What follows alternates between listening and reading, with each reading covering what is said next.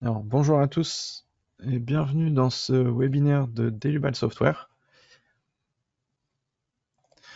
Donc aujourd'hui, dans ce webinaire, nous allons voir la modélisation et l'analyse des contraintes sur un modèle solide dans RFM6. Donc je suis Damien Tonnet, je suis ingénieur support technique chez Delubal Software et je serai avec vous tout au long de ce webinaire euh, pour les manipulations sur RFM6. Il y a également Milan Girard qui sera présent. Milan, je te laisse te présenter. Oui, bonjour à tous. Je suis également ingénieur support technique au sein de Loubal et je pourrai répondre à toutes les questions que vous aurez pendant la présentation de Damien. Donc, pour les questions, vous pouvez passer directement via l'interface dédiée de GoToWebinar. Vous pouvez passer ici pour poser toutes vos questions et Milan pourra y répondre en direct. Et si jamais il y a des questions qui vous viennent par la suite, vous souhaitez directement nous les envoyer, vous pouvez les faire suivre par mail à info@delubal.fr. Donc, on va pouvoir continuer. Au niveau du webinaire, on va voir différentes choses dans ce webinaire. On va tout d'abord voir l'import d'un fichier DXF, ce qui va nous permettre après de venir construire notre modèle solide. On va voir du coup la création, la modélisation pour la modélisation d'un modèle solide. On va voir la définition des charges sur des solides. On regardera après tout ce qui est paramétrage et qualité de maillage pour la partie éléments finis. On verra ensuite la partie calcul et résultats avec notamment tout ce qui est vérification des contraintes. On passera sur le module analyse contraintes déformation et on finira sur une partie documentation des résultats. Donc je vais pouvoir basculer sur RFM. Voilà. Donc ici, on est sur RFM6. Ici, on retrouve l'interface avec la configuration de base sur le paramétrage ici. Donc avec la barre d'outils, l'interface graphique et du coup la grille de plan de travail, la partie tableur et ici notre arborescence avec tout ce qui sera donné de modèle. Ici, le modèle est déjà créé, donc on a juste défini un modèle. On est parti sur un modèle 3D. On active les barres, les surfaces et les solides. Sur la partie module, pour le moment, on n'a rien d'activé. Et sur le reste, on a activé la partie norme Eurocode. Même si là, c'est un modèle solide, on a quand même activé cette partie-là pour les combinaisons, même si on s'intéressera ici que sur un cas de charge spécifique. Donc voilà, et puis on est avec l'axe Global Z vers le haut. Ici, ce qui va nous intéresser, c'est de commencer notre modèle sur la base d'un import. Donc, vous pouvez directement dans Fichier, Import, importer des données. Ici, on pourrait très bien importer le modèle depuis AutoCAD, puisque j'ai aussi AutoCAD sur mon poste. J'ai déjà un fichier DXF, donc là, moi, je vais récupérer le fichier DXF et on va voir justement ici. Donc, je récupère mon fichier DXF.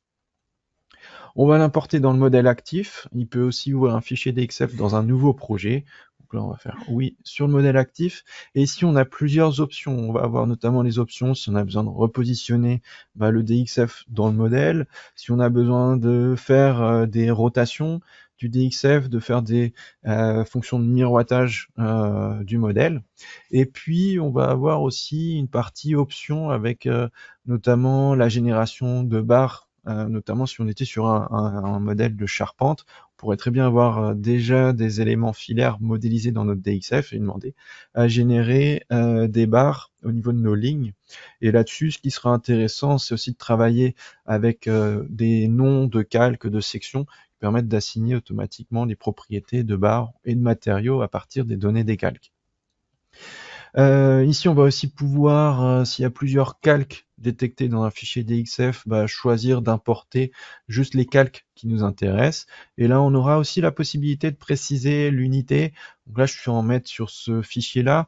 On peut sinon la laisser en automatique. Donc là, juste tout hasard sur AutoCAD. Vous pouvez directement regarder les réglages. Si je mets init, vous allez pouvoir retrouver les unités ici de réglage de votre modèle. Donc là, par rapport à ce que vous avez fait, votre logiciel de dessin, vous pouvez aussi éventuellement récupérer les données pour ajuster les unités. Donc on va partir sur ça, on va faire OK et Ici, il vous propose aussi des outils de conversion sur les matériaux, sur les sections, ici, qui seront possibles. Donc là, normalement, je vais avoir quand même une section et un matériau de base qui vont être créés par défaut. On va pouvoir les supprimer puisqu'après, ils ne nous serviront pas. Et ici, j'ai mon fichier DXF qui est récupéré au niveau de modèle. Donc j'ai juste un matériau ici qui ne me sera pas utile, je vais le supprimer. J'ai une section qui me crée par défaut suite à l'import, je vais la supprimer et on va pouvoir continuer sur notre modèle. Une fois qu'on a récupéré ça, alors on va venir nettoyer un peu le fichier, le modèle. Donc je vais juste contrôler quelques points. Alors j'ai des lignes ici, ou sinon je peux utiliser les outils de cotation. Alors vous avez des raccourcis en haut pour plutôt la partie modélisation, tout ce qui est aussi affichage, mais vous avez aussi des fonctionnalités, des raccourcis de fonctionnalités qui se trouvent en bas de votre écran, dans la barre d'outils inférieure, notamment ici par exemple des outils de cotation. Donc là, si je veux rapidement coter, je peux regarder. Donc là, je suis à 20, ici, je suis à 10. Donc là, ici, je peux rapidement aussi contrôler les données. Ok. Donc ça, c'est ce qui va me servir pour la suite. Donc là, moi, je vais juste garder cette partie-là du modèle. Tout le reste, je vais le supprimer. Donc, je peux supprimer cette partie, cette partie. Le plan de travail, je vais le repositionner. Je vais aussi le modifier puisque là, par rapport au réglage, je suis sur un plan de travail assez important puisque je suis sur là, je suis sur une petite échelle au niveau du modèle réalisé. Donc là, je vais pouvoir réajuster le plan de travail. Ici, le plan de travail, on va pouvoir tout d'abord changer les unités de notre modèle. On va passer plutôt sur des millimètres. Donc là, vous avez la main, il vous indique tout de suite quels réglages d'unités correspondent à la fenêtre que vous avez ouverte. Ici, il y a les flèches rouges. Et je vais pouvoir valider. Je vais pouvoir ajuster l'espacement des points sur ma grille. Donc là, je les passe à 10 millimètres. Et puis ce que je vais pouvoir aussi faire, c'est le mettre en affichage dynamique. Ici, comme ça, l'échelle de mon plan de travail va s'ajuster en fonction de ce que j'ai de modéliser. Ok, donc là tout de suite on a un plan de travail qui s'est réajusté. Il est toujours pour le moment dans le plan initial par rapport à l'origine 0. Donc là moi je vais juste le décaler et je vais le déplacer par exemple à ce point-là. Ok. Voilà.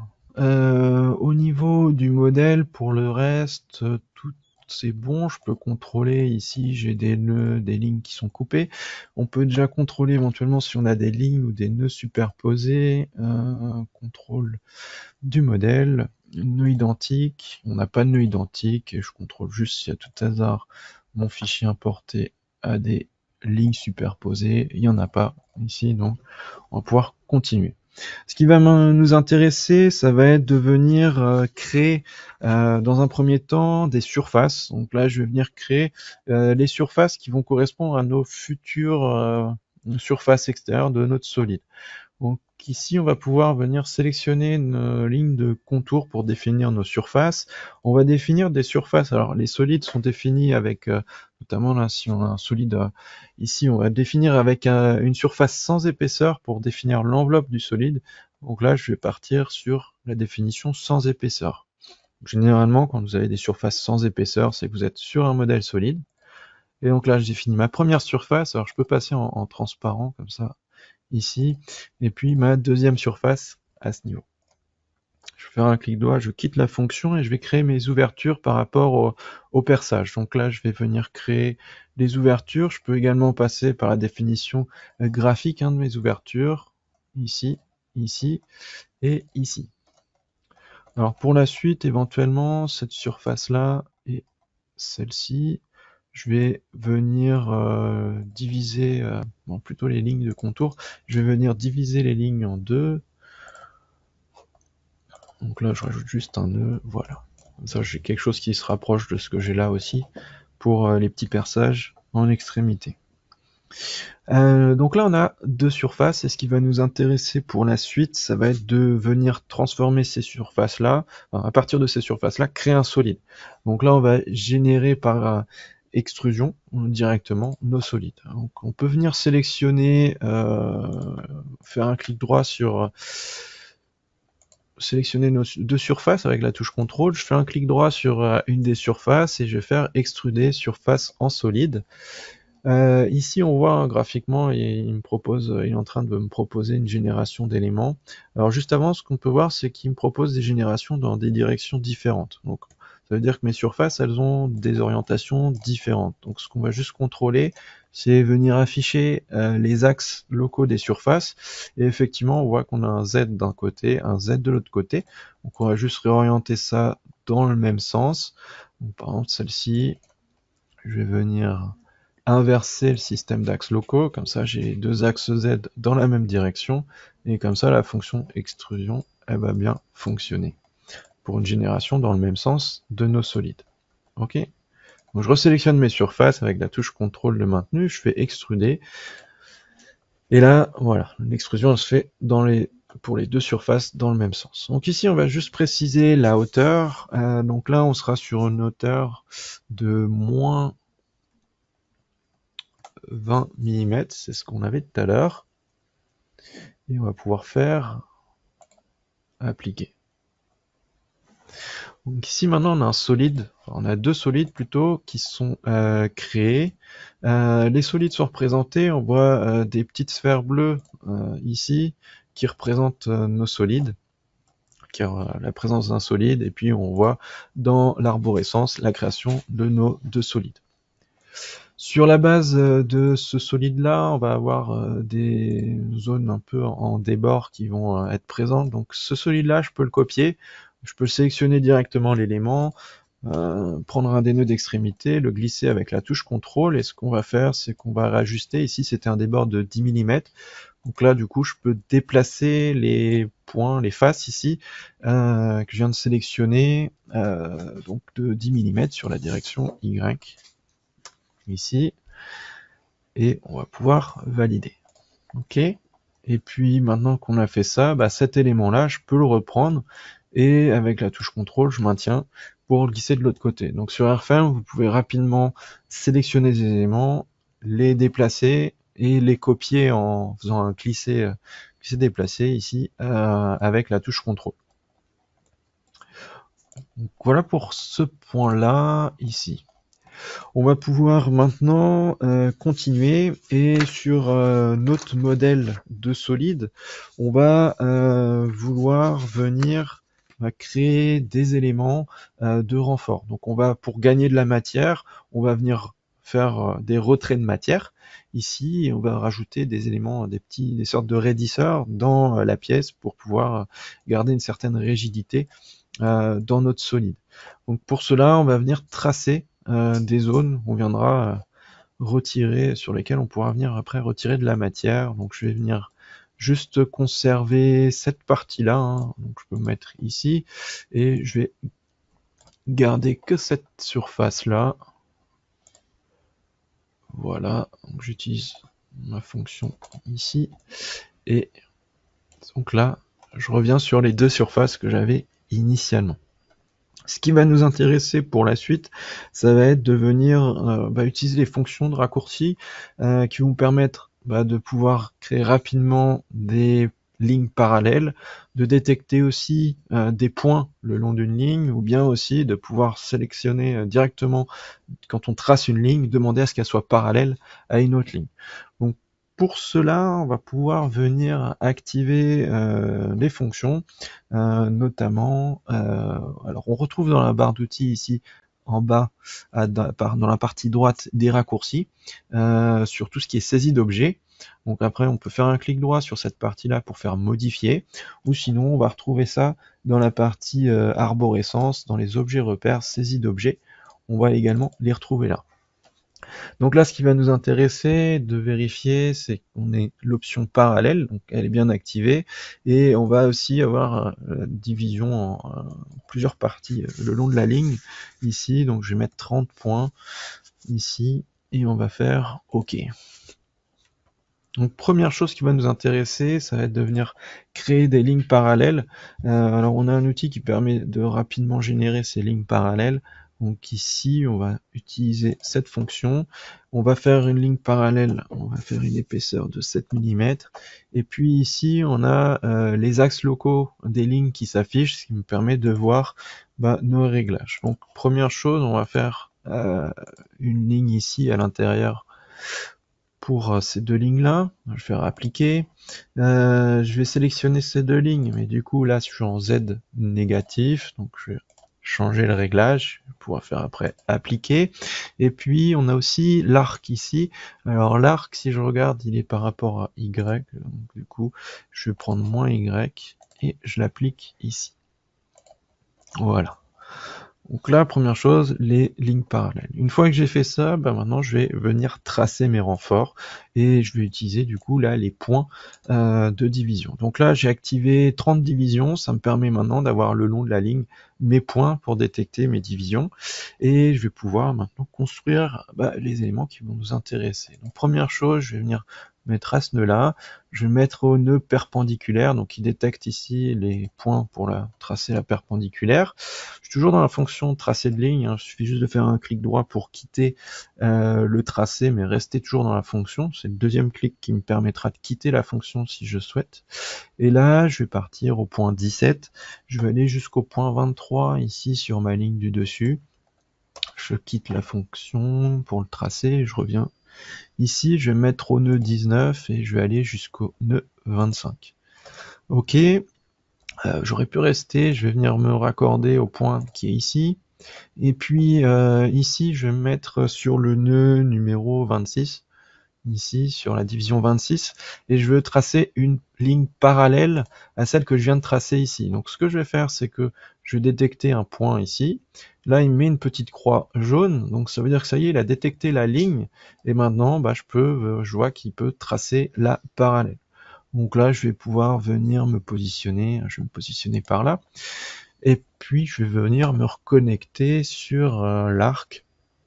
Donc au niveau de l'arc, je me mets sur le nœud 12 ici, et on va pouvoir après venir tracer une autre parallèle qui serait parallèle à celle-ci.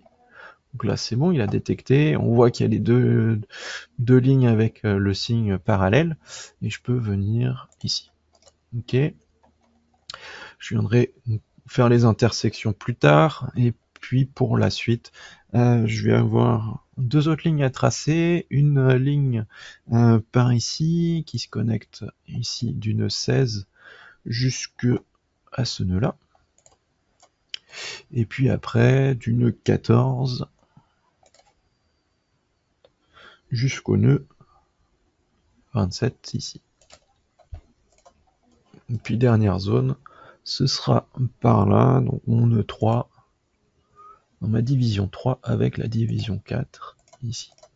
Ok, donc là on a tracé les lignes, donc ces zones-là elles vont être évidées par la suite, et juste avant, je peux faire mes réajustements éventuellement de lignes. Là la fonction de division, de 30 divisions, je peux éventuellement la désactiver, hein. Ici j'ai la possibilité de le faire par là, et puis après je peux recorriger les positions de mes lignes éventuellement.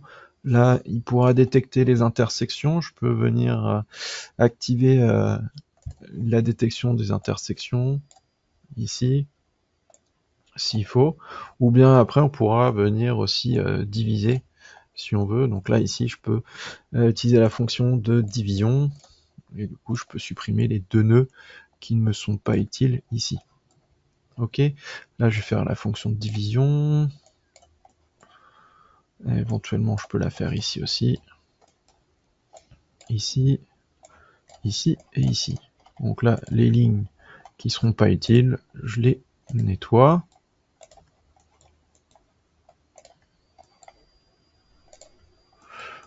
Comme ceci. Là, je peux supprimer directement les deux nœuds et c'est bon. Ok. Donc voilà pour ces points-là. Ici, ce qu'on va pouvoir poursuivre, ça sera après. Donc je peux revenir éventuellement sur l'affichage global. Et ce qui va nous intéresser pour la suite, c'est de venir définir ici des zones d'ouverture. Alors juste avant, je me rends compte, je suis sur des angles un peu... je suis pas mal d'angles sur mon modèle. Alors du coup, ce qui peut se passer si je garde des angles, ça va être après, déjà d'un point de vue fabrication, ce sera pas tellement réaliste ici. Et puis aussi d'un point de vue calcul, je risque d'avoir des pics de contraintes dans certains angles. Donc là, ce que je peux aussi faire pour venir adoucir ces zones-là d'angle, ce sera de venir créer des arrondis, ce qui sera aussi un peu plus réaliste par rapport à tout ce qui est outils de fabrication, d'usinage sur ces éléments-là. Donc je peux venir définir, utiliser la fonction d'arrondi au niveau des lignes ici, et je mets un rayon de 8 mm. Ça va me permettre ici de sélectionner mes lignes et de créer des arcs ici au niveau des extrémités entre deux lignes.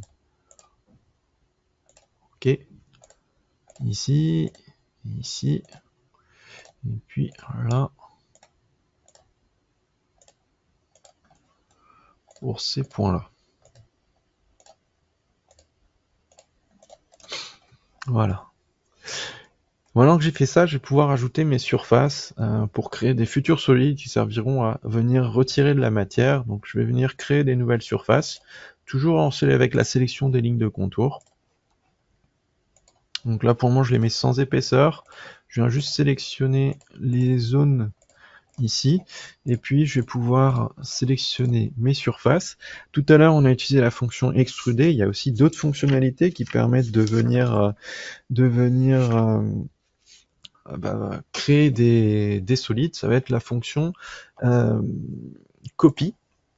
Donc là on peut faire des copies par translation, donc je vais créer une copie.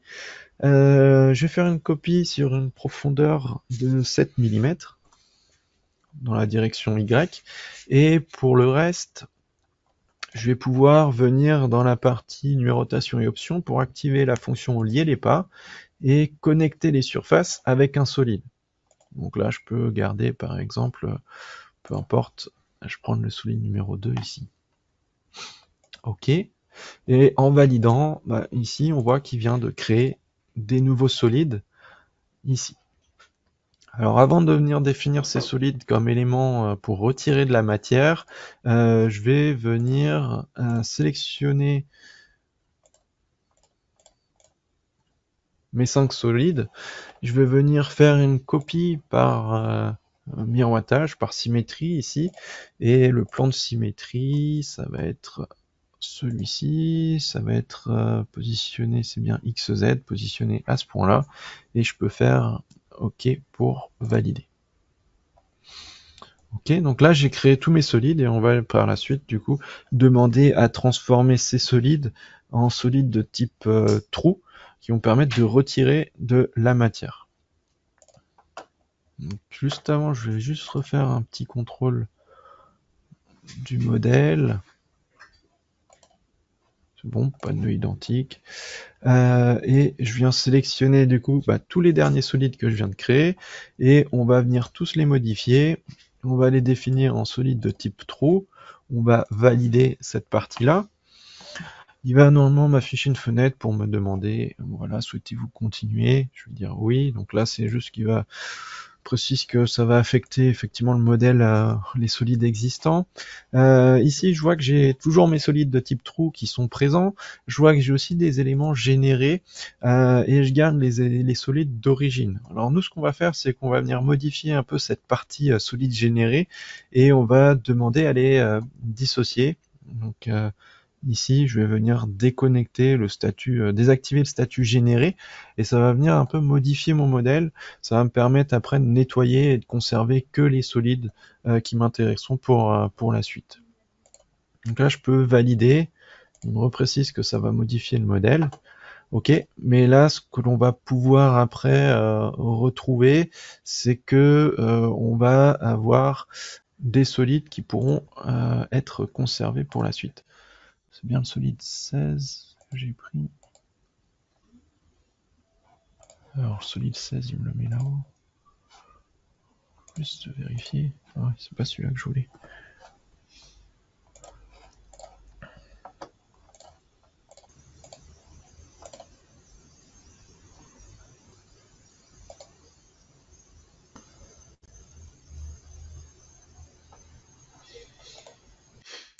Ah bah c'était le premier que je cherchais. Donc ici maintenant j'ai un solide qui sera le solide avec la partie évidée. Donc je sélectionnais juste pas le bon solide ici. Donc maintenant je peux venir désactiver mes solides de type trou. Donc là je peux supprimer avec les surfaces de contour. Et donc ici je retrouve le modèle avec les éléments nettoyés et du coup les zones évidées pour notre modèle. Donc on va pouvoir venir continuer et on va pouvoir rajouter la partie qui concerne notre axe ici. Pour cet axe ici, je vais venir créer des solides de contact. Pour les solides de contact, je vais pouvoir venir isoler juste cet élément et puis on va venir aussi repositionner le plan de travail. Donc je vais le repositionner ici à ce point. Et puis l'échelle ici, on est sur du 1 cm, donc moi je vais revenir modifier cette échelle sur le plan de travail. On va le passer à 1 mm ici. Ok, et du coup, on va pouvoir venir tracer les éléments pour créer nos solides de contact. Donc en réalité, on va faire une petite épaisseur de 1 mm qui va correspondre dans notre perçage, qui va correspondre à l'épaisseur de contact. Un solide de contact, et du coup notre axe pourra agir sur ce solide qui retransférera les liaisons de contact dans le perçage.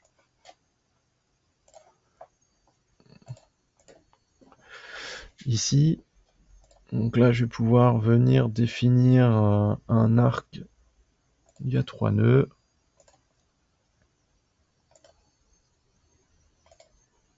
Ici. Et on va pouvoir venir créer notre surface. Donc là, je vais créer une nouvelle épaisseur, surface sans épaisseur, ici. Ok. Cette surface-là, je vais venir créer mon solide. Donc là, pour créer le solide, je vais venir faire les copies. On va faire 3 copies. Ici, l'espacement, je vais faire un espacement de 10 mm, mais on a un corps principal au centre qui fait 20 mm. Donc je vais aller dans la partie numérotation et options, activer des différents pas d'espacement. Et sur les pas d'espacement, du coup, la deuxième copie, on va mettre 20 mm. Sur la fonction lier les pas, du coup, je vais récupérer par exemple toujours le solide 2. Ce sera bon. Ouais, c'est bon pour celui-ci par exemple. Et puis on va pouvoir valider. Donc là maintenant j'ai mes 3 solides qui sont créés au milieu et on va venir faire une copie de ce solide là. La copie par symétrie, on va la faire par rapport à ce point là. Le plan de symétrie ce sera YZ et je vais pouvoir valider. Donc là maintenant j'ai les éléments centraux ici au niveau pour faire le solide de contact qui sont créés. Ces éléments là je peux déjà les changer. Bon, il va vouloir après que je fasse des réglages, je les ferai plus tard, mais on peut déjà tous les modifier en type contact. Je vais valider ça tel quel. Ils sont déjà modifiés. Là on voit qu'ils s'affichent en rouge parce que il a besoin de paramètres supplémentaires, mais déjà ça me permet de les distinguer et du coup de les identifier pour la suite. Maintenant, ce qui va nous intéresser, c'est de créer l'axe. Donc ici, je vais juste masquer la grille de points, j'en ai plus tellement l'utilité pour le moment. Donc là, je vais prendre mes lignes de contour. Je vais venir faire une copie de ces lignes-là sur Y à moins 60 mm. Je vais venir activer la fonction lier les pas, mais maintenant venir juste connecter avec une surface. Ok. Ah, j'avais activé 3 copies, c'est pas grave. J'en supprime 2. Et là, je vais rajouter ma surface de contour. Ici, je vais faire une surface rigide. Alors, on verra pareil que on va venir définir notre chargement sur ces extrémités. C'est pour ça que là, ici, je viens définir des éléments rigides en extrémité ici de mon axe. Une fois que j'ai fait ça, celui-ci, on va le copier. Et on va le copier par rapport donc à X, Z. Le plan de symétrie, le point du plan de symétrie, je le repositionne au milieu et je valide. Ok. Et maintenant, ce qui va nous intéresser, c'est de définir le solide qui correspond à notre axe. Donc, pour simplifier la saisie, je vais venir mettre en transparence. Ici, je me mets sur la zone qui m'intéresse. Ici, j'ai des fonctionnalités de saisie spécifiques, type anneau. Et puis là, je vais pouvoir faire mon anneau de saisie ici. Je vais venir isoler juste ces éléments-là. Donc là, maintenant, je retrouve bien que les éléments de mon axe. Et puis, je peux définir mon solide. Donc là, je peux venir définir un solide, sélectionner les lignes de contour. J'ai aussi complété automatiquement, ce qui peut aider aussi à une saisie. Quand on est sur des géométries assez simples, on peut le laisser finir automatiquement la saisie des surfaces. Quand on est sur des géométries un peu plus complexes, où on a un peu plus de surfaces qui peuvent se croiser, il vaut mieux éventuellement du coup passer sur cette méthode-là pour pouvoir venir définir les éléments à intégrer au solide. Donc là, je peux valider tel quel, et du coup maintenant j'ai l'axe qui est créé. Maintenant, ce qui va nous intéresser, c'est la paramétrisation sur les éléments solides ici. Donc, éventuellement, je peux venir les afficher seuls et puis venir les régler. Donc, les solides de contact, on va avoir besoin de venir paramétrer dessus des réglages. Donc là, ici, sur le solide, je vais pouvoir donc préciser que c'est un solide de contact. Dans la partie contact, je vais pouvoir lui préciser le type de contact. Donc là, j'ai un contact perpendiculaire aux surfaces avec un échec en traction. J'ai un contact parallèle aux surfaces que j'ai fini ici avec de la friction rigide. Et puis après, je peux préciser mon coefficient de friction. J'ai plusieurs options qui sont possibles de définition, que ce soit pour le contact perpendiculaire ou le contact parallèle. Donc là, vous avez plusieurs réglages, plusieurs paramétrages possibles. Ce qu'il va falloir faire ensuite, c'est préciser les faces qui sont au niveau du contact. Donc là, ici, je peux préciser pour les différents solides, les surfaces de contact. Ici, il détecte automatiquement la seconde surface. Ok.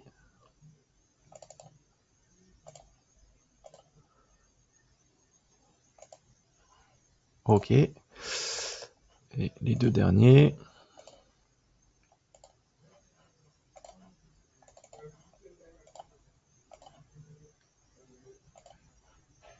Ok.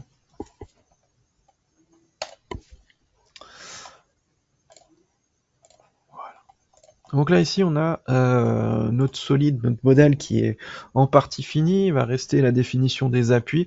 Donc là, éventuellement, je peux venir sélectionner mes surfaces ici pour mes perçages.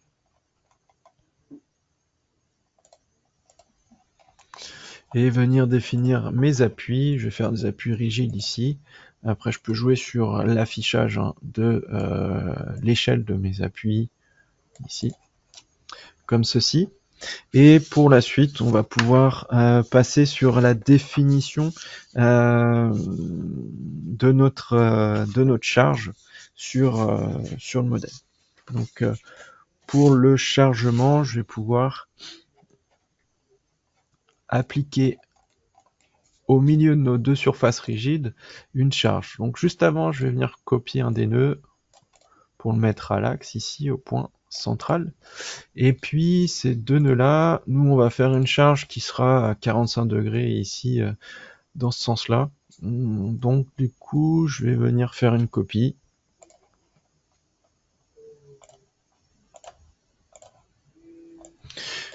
Sur X, par exemple à 60.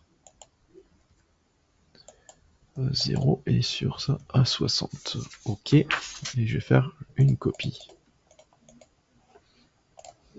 Voilà. Et ici, on va venir définir dans notre cas de charge CC1 une charge ponctuelle. Ici, je vais mettre une charge de 10 kN qui sera avec une direction spécifique orientée selon un nœud. Donc dirigé vers le nœud. Et ici, dirigé vers ce nœud-là.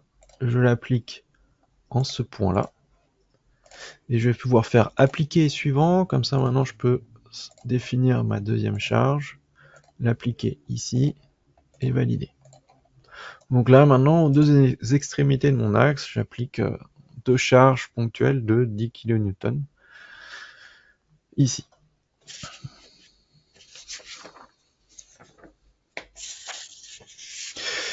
Et on va pouvoir passer sur la suite. Donc au niveau de notre modèle, ici on a appliqué nos charges. Alors juste repasse rapidement sur la partie cas de charge. Bon, ici on est sur un cas simple de chargement. Ici on retrouve la partie base qui donne les informations sur la norme choisie pour l'assistant de combinaison. Ici on est sur le cas poids propre. Alors je vais juste désactiver l'action du poids propre sur mon modèle. Ici, au niveau des actions, on retrouve les types par rapport à ce qu'on a défini dans les cas de charge.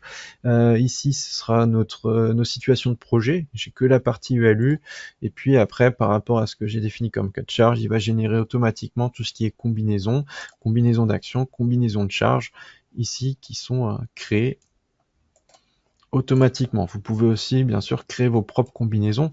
Mais ça, on a déjà fait des webinaires où on a pu montrer différentes choses sur ces combinaisons. Donc là, on va plutôt s'intéresser sur la suite liée au modèle solide et notamment ici à la partie maillage. Donc au niveau de ce modèle, je peux aller dans les paramètres de maillage. Alors normalement, par défaut, si je mets les réglages, je suis à 500 mm, donc j'ai un demi-mètre pour la longueur visée du maillage. Ici, on peut faire un autre réglage. Alors, on va pouvoir par exemple partir sur 10 mm ici et on va réajuster la valeur epsilon. On va faire OK et appliquer. Alors, je n'ai pas recontrôlé les paramètres de nœuds superposés, donc on pourra le regarder après. Là, on a vu qu'il m'a mis des avertissements. Donc là, effectivement, je vais venir contrôler ce que j'ai pas contrôlé tout à l'heure. Donc là, contrôle du modèle, nœud identique. Il détecte effectivement certains nœuds identiques ici sur mon modèle. J'ai des propositions qui sont faites, supprimer les nœuds non utilisés. Je peux éventuellement faire appliquer. On voit que ça supprime pas. Je peux utiliser la fonction combiner les nœuds. Je peux faire appliquer et on voit que là du coup il vient nettoyer et fusionner les éléments des nœuds qui pouvaient être superposés.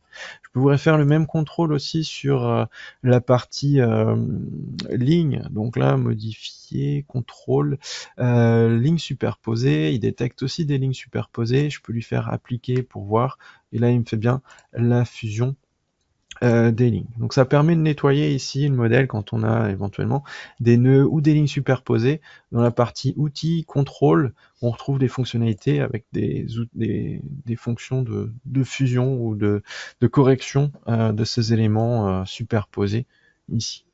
Donc là, normalement, si je retourne sur la partie maillage, générer le maillage,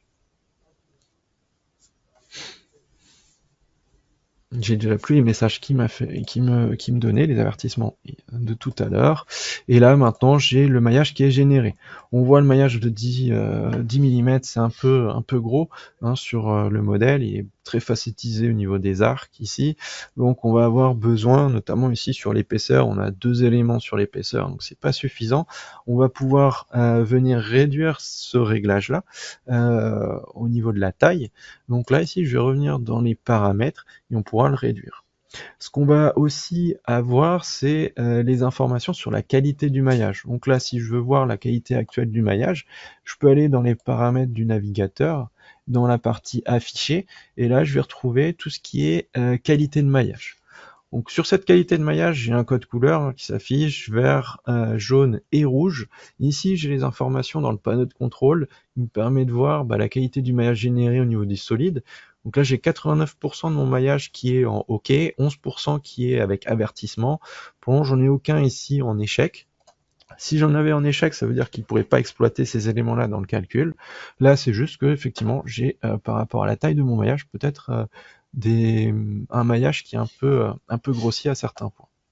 Donc là, je peux venir modifier la taille de mon maillage. Je vais la rebasculer à 5 mm. Je vais faire OK et appliquer. Et on va voir au niveau de la qualité de maillage ce que ça va donner ici. Et ici, maintenant, je vois que je passe à 96% et j'ai que 4% de mon maillage ici qui est en avertissement. Donc là, les critères par rapport à la qualité, aux avertissements, on va les retrouver dans les paramètres de maillage ici, et on va avoir dans la partie critères de qualité pour les surfaces ou pour les solides, les informations. Donc là, on a les différents critères. On retrouve également ici le récapitulatif par rapport au modèle, ici du pourcentage d'éléments qui est dans la catégorie OK ou avec avertissement, parce qu'on est dans la première limite des critères ici de sécurité sur la qualité de maillage. Donc on va rester sur ce réglage-là. Après, sur le modèle, on va pouvoir aussi venir définir des zones de raffinement, que ce soit au niveau d'une ligne. Je peux double-cliquer sur une ligne, activer un raffinement de maillage sur une ligne, ici, ou bien sur un solide. Donc là, notamment, on va prendre les solides de notre partie perçage ici, et donc ça va être les 3 premiers ici, et je vais pouvoir venir activer un raffinement de maillage sur ces éléments-là. Et par exemple, ici, je peux imposer un raffinement, par exemple, à 3 mm pour cette zone-là. Donc là, il vient écraser le maillage, et je vais pouvoir régénérer le maillage ici.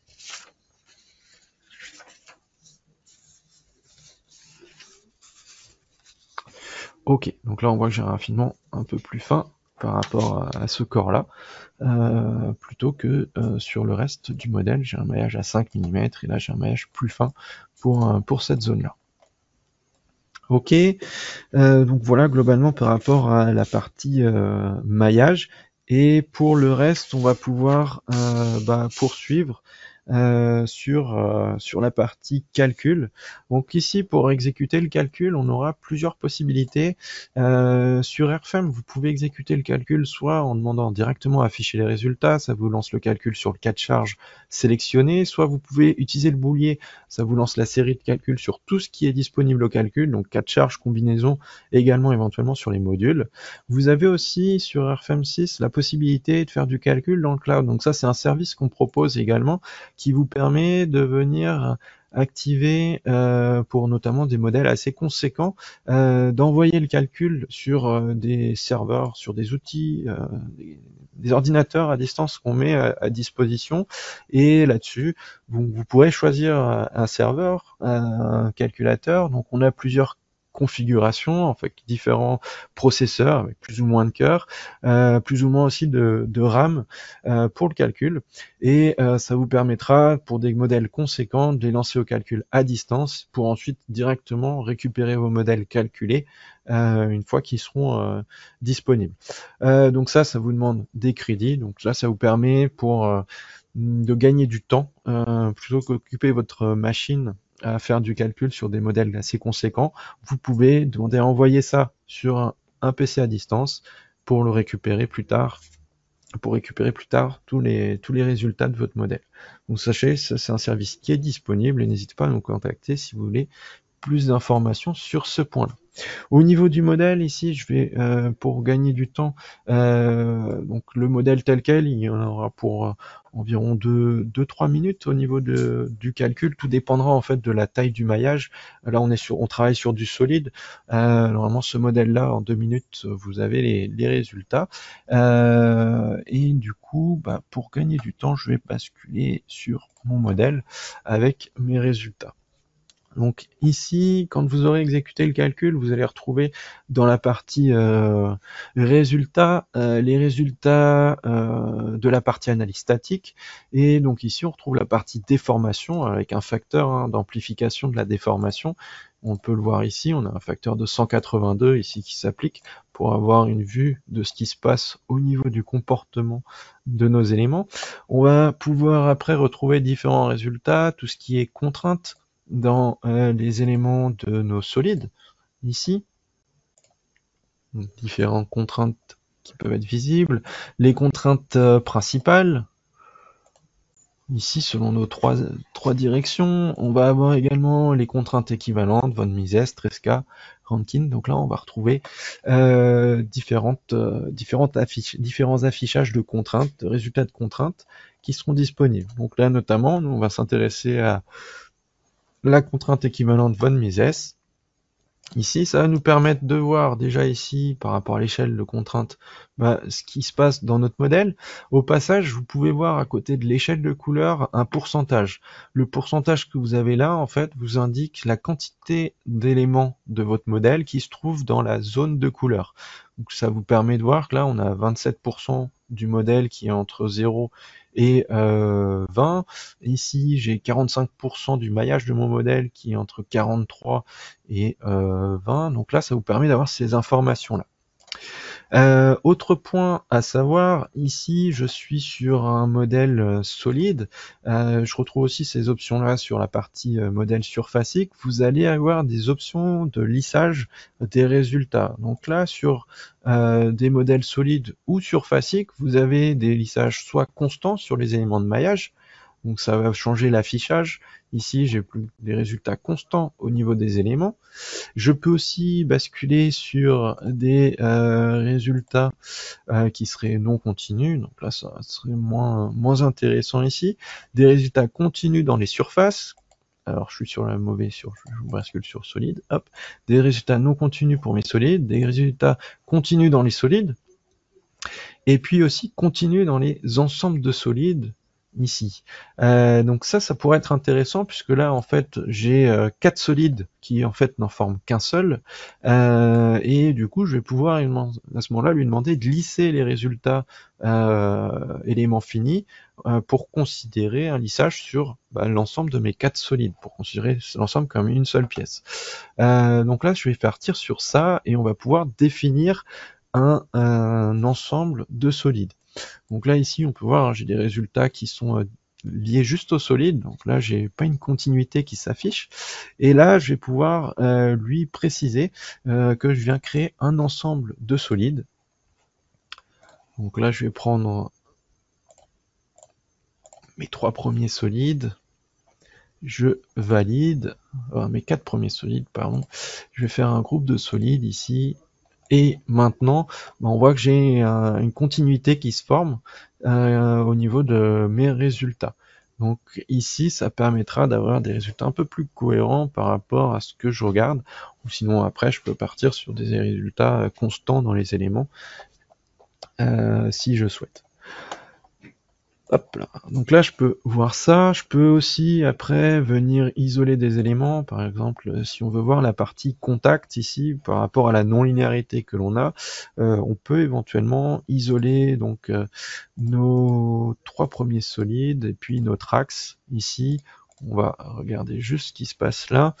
On va regarder les résultats sur la partie déformation, et si on regarde cette partie-là, on voit bien la non-linéarité avec ici une perte de contact, et là on a le solide qui va venir en contact sur cette paroi-là. C'est des choses qu'on devrait aussi pouvoir visualiser sur la partie résultat de contrainte. Donc là on voit bien la zone de contact. Là on a plus de contraintes au niveau de la zone percée ici, ouverte, puisque là toute la compression elle se passe ici pour notre modèle, pour notre élément. Donc là la partie solide de contact aussi joue bien son rôle sur le modèle.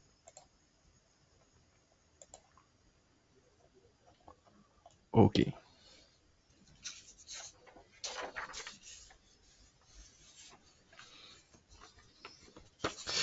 Et sur la suite, on va pouvoir passer sur le module analyse contrainte déformation. Donc ce module-là, on va pouvoir l'utiliser, on va venir l'activer dans les données de base. Donc là, dans la partie module, je vais activer analyse contrainte déformation. Je valide et je vais avoir maintenant des nouvelles propriétés qui sont liées au solide. Donc là maintenant sur l'ensemble de solides ou sur les solides, je vais avoir l'onglet analyse contrainte déformation. Je vais pouvoir venir configurer la partie analyse et préciser les contraintes que je souhaite exploiter pour le calcul, pour la vérification. Donc là, j'ai le Tomax, j'ai les contraintes normales maximales en direction des axes principaux, ici, qui sont aussi activées. Et puis, je retrouve les contraintes équivalentes von Mises, contrainte équivalente von Mises, qui est activée. Le type de contrainte limite, ici, c'est par défaut par rapport à la contrainte équivalente limite ou par rapport à la contrainte de cisaillement limite. Si on souhaite, on peut venir définir par l'utilisateur, donc soi-même, on peut définir la valeur limite. Donc là, je pourrais lui mettre une valeur si je souhaite, ici, ou bien rester sur le réglage par défaut. Donc là, on était sur la contrainte de cisaillement, ici, comme ceci. Ok, ce sera bon pour ce point-là. Donc ça, c'est un paramètre qu'on retrouve sur l'ensemble de solides, mais qu'on va aussi retrouver sur les solides. Donc si je prends n'importe quel solide, ici, je vais retrouver la partie analyse contrainte déformation, et éventuellement, je pourrais demander à faire des vérifications différentes ou mettre différents paramétrages sur différents solides. Donc là, j'ai possibilité de créer plusieurs variantes, plusieurs réglages sur cette partie analyse. Ok, ici j'ai déjà la partie résultats, donc là le module va pouvoir exploiter les résultats disponibles. Je vais aller dans le tableau, dans la partie analyse contrainte déformation. On va calculer, j'ai qu'une seule combinaison, donc je vais la calculer. Je retrouve ici les objets à analyser. Donc là j'ai toutes les surfaces qui sont actives, donc c'est pas utile. J'ai tous les solides. Là-dessus c'est pareil, on a des solides qui se mettent comme non valides ici, puisque c'est les solides de type contact qui sont non compatibles ici. Donc là après on pourra éventuellement les retirer, ou sinon ici je peux venir sélectionner juste les solides qui nous sont réellement utiles au calcul, qui sont ceux-là. Ok, et puis pour le reste, après je peux continuer, je retrouve les objets analyser les matériaux, les configurations pour les solides. Donc là, ça me permet de revenir sur les réglages de contraintes, d'analyse de contraintes, ici, pour les solides, pour les ensembles de solides. Donc là, je retrouverai après les résumés sur mes réglages. Je peux exécuter le calcul. Donc là, ici, on va avoir les informations tout de suite sur les ratios de contraintes. Donc on a plusieurs résultats. Tout d'abord dans la partie tableau, ici j'ai l'aperçu sur les éléments de vérification qui ne passent pas. Donc là la contrainte selon les différents axes principaux, ici, hop, elle dépasse la limite, donc après je vais pouvoir visualiser le détail. Donc là sur les contraintes par situation de projet, ici je peux voir que mon Tomax lui passe, ma contrainte équivalente passe également.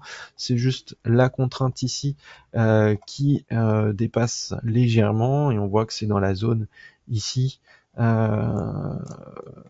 entre les deux éléments. Donc après là-dessus, il y a des possibilités éventuellement pour si on veut aller plus loin dans le calcul, éventuellement, c'est passer sur éventuellement une analyse non linéaire avec un matériau non linéaire, ou bien peut-être modifier. Là, on a un angle ici. Peut-être si on vient venir avec une pente plus douce ici pour faire un solide. À ce niveau, on pourra peut-être aussi venir atténuer ce pic de contrainte. Donc après, il y aura d'autres approches, notamment avec soit la modification du modèle, soit l'utilisation de matériaux non linéaires pour prendre en compte le comportement plastique du matériau. Donc ça, c'est des choses possibles sur ce point-là, et je pourrais montrer deux exemples à la fin de ce webinaire-là sur cette partie-là. Ici, sur les résultats, je retrouve les résultats classés par contrainte, par chargement, par matériau, par surface, par ensemble de solides ou par solide. Ici, ce qui permet de voir un peu ce qui se passe dans chaque solide ici. Je vais aussi avoir les résultats graphiquement, donc là, les contraintes directement affichées. Ici, avec la diffusion de contraintes, j'ai ici les contraintes équivalentes von Mises, et puis après je peux aussi afficher le code couleur graphiquement avec la répartition du taux de travail, des ratios, ici, ce qui permet après de visualiser les zones par rapport au taux de travail. Donc là ici je vais retrouver la zone ici qui dépasse les 1, donc la valeur de 1, donc 100%, ici, et puis le taux sur la contrainte équivalente von Mises. Donc là, on pourra directement, via le module, sortir des données de résultats sur cette partie-là et avoir tout de suite des informations sur les ratios de taux de travail pour notre modèle. Ici, on est sur des résultats que l'on peut voir sur là actuellement sur la périphérie de notre solide. On va aussi pouvoir venir afficher les résultats à l'intérieur de notre solide. Pour cela, on va pouvoir utiliser des fonctions de coupe. Donc là, ici, on va avoir plusieurs fonctions de coupe avec notamment des outils de coupe directement accessible dans la partie objet résultat, et ici je vais pouvoir définir une coupe de résultats. Cette coupe de résultats, je vais pouvoir définir comment elle se fait. Je vais lui préciser 2 points. Alors je vais prendre les points là, après je peux définir les points comme je souhaite. On peut partir sur ça, ou après si on veut une coupe qui passe directement ici, je peux partir alors elle a été à combien? À 420, je vais mettre 430. Donc soit je prends les données directement là, mettre moins 200 par exemple. Ici, je vais mettre là, ou moins 10 et moins 200 par exemple. Ok, donc soit je prends les points graphiquement, soit je peux définir les positions, je peux valider, et ici on va pouvoir afficher notre coupe. J'active les objets de résultats, je retrouve la coupe ici et je vais pouvoir demander à afficher les résultats sur la coupe. Donc là, ça va permettre tout de suite de visualiser les résultats sur l'élément. Donc là, ici, je masse les résultats sur le solide, mais je peux voir par le biais de la coupe ce qui se passe dans mon solide. Donc là, je vois la zone ici, je vois les résultats à l'intérieur de l'axe. Donc là, ça permet de visualiser la diffusion des ratios ou des contraintes. Donc là, si je change l'affichage, ici, je peux voir les différents critères de résultats du module vérification. Ok, si je suis sur la partie analyse statique, je vais aussi pouvoir visualiser les résultats, alors soit via la coupe, soit on pourra aussi utiliser directement d'autres fonctionnalités avec dans la partie objet repère, tout ce qui est fonctionnalité de plan de coupe ou boîte de coupe. Donc là, ici, je peux éventuellement activer le plan de coupe ici, et je vais pouvoir visualiser ce qui se passe à travers le solide également. Donc là, c'est un plan de coupe qui est manipulable ici et qui me permet de voir de façon dynamique ce qui se passe dans mon modèle. Donc voilà par rapport à tout ce qui était résultat sur notre modèle. Pour la partie, pour la suite, ce qu'on va regarder, ça va être la documentation. Donc ici, je vais pouvoir le modèle actuel. Alors je vais juste masquer certaines choses qui sont pas utiles à l'affichage. Les ensembles de solides, par exemple, ici, on va les masquer. Et éventuellement les objets de résultats ici. Ici, ce qui va nous intéresser pour la suite, ça va être la documentation. Donc, je peux venir créer un rapport d'impression, un nouveau rapport d'impression. Sur le rapport d'impression, je vais pouvoir venir choisir les rubriques qui m'intéressent à la documentation. Après, il y a des choses que je pourrais nettoyer. Par défaut, j'ai une proposition qui est faite. Je pourrais aussi après, plus tard, appeler des modèles types que j'aurais préenregistrés. Donc, vous pouvez créer des rapports d'impression, personnaliser ce que vous souhaitez, les sauvegarder pour pouvoir les rappeler ultérieurement. Donc là ici, je peux venir nettoyer, retirer certaines données. Je vais garder les solides par exemple. Sur les résultats, sur la partie résultats, ici on va pouvoir documenter sur l'analyse statique, je vais pas garder de données. Ce qui va nous intéresser, c'est la partie éventuellement analyse, vérification de contraintes dans les solides par matériaux, pourquoi pas, et on va valider tel quel. Donc là, le rapport est créé, je vais pouvoir basculer sur le rapport. Donc là, ce qui sera intéressant, c'est que quand vous êtes sur le rapport, vous avez possibilité d'avoir le rapport d'ouvert en même temps que l'interface de RFEM, qui permet de basculer vers RFEM ou de revenir sur le rapport. Et dans la partie rapport, ici, on retrouve les différentes données. Donc une première page avec l'entête que vous pouvez personnaliser, les informations du projet. On retrouve un aperçu ici qu'on pourra venir modifier si besoin. Vous retrouvez ici dans la partie contenu avec les différents paragraphes du rapport. Et après, on retrouve les différentes rubriques du rapport. Vous pouvez après choisir de conserver ou choisir ce qui vous intéresse à documenter. Sur la partie résultats, analyse des contraintes, je retrouve un résumé par rapport aux différents réglages que j'ai pu avoir en lien avec l'analyse des contraintes, le module, et puis après je retrouve le résumé, contraintes dans les solides par matériaux, et une vue d'ensemble ici sur le calcul. Ok, ce rapport-là, vous allez pouvoir après venir le documenter avec des vues du projet. Donc par exemple, ici, je peux venir, alors je mets sans résultat, je vais me mettre avec une vue telle quelle, je vais masquer par exemple pour la vue les nœuds. Ok, je vais mettre avec cette vue. Et cette vue-là, je peux l'envoyer au rapport. Donc je peux faire une impression graphique. Dans la partie impression graphique, j'aurai la main sur les réglages de rendu graphique.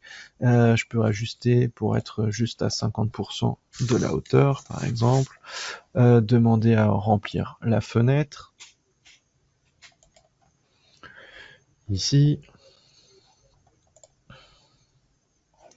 Et du coup, je vais pouvoir après envoyer ça au rapport. Je vais faire OK et je vais faire d'autres vues.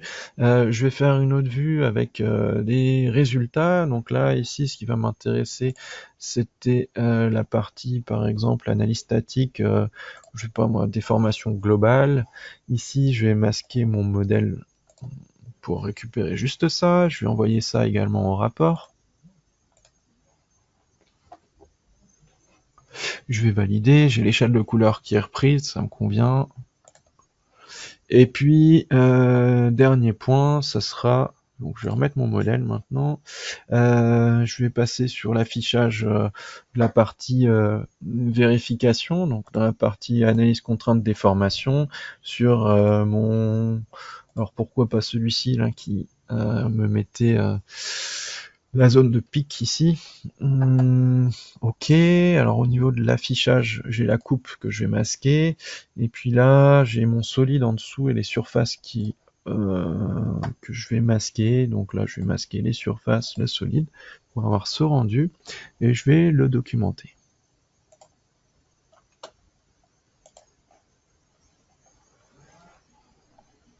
Voilà, je retrouve l'échelle de couleur aussi.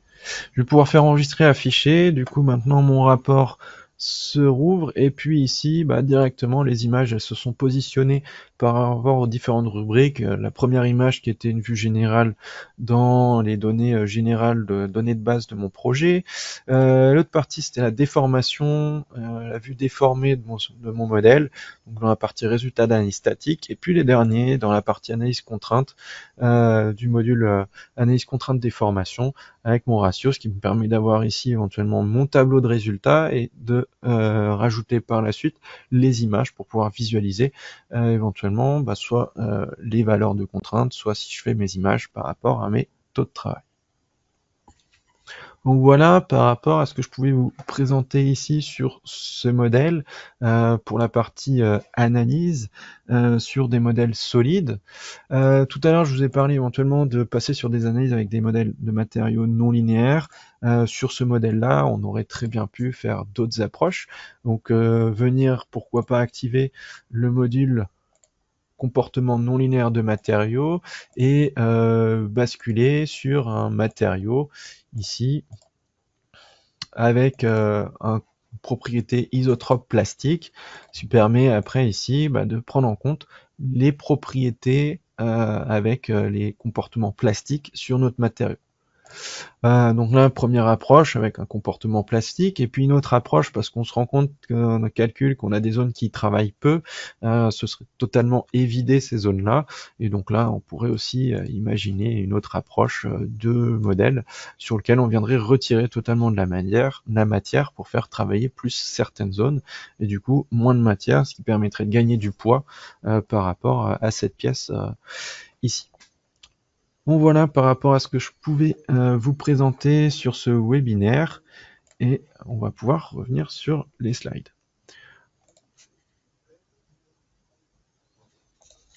Ok.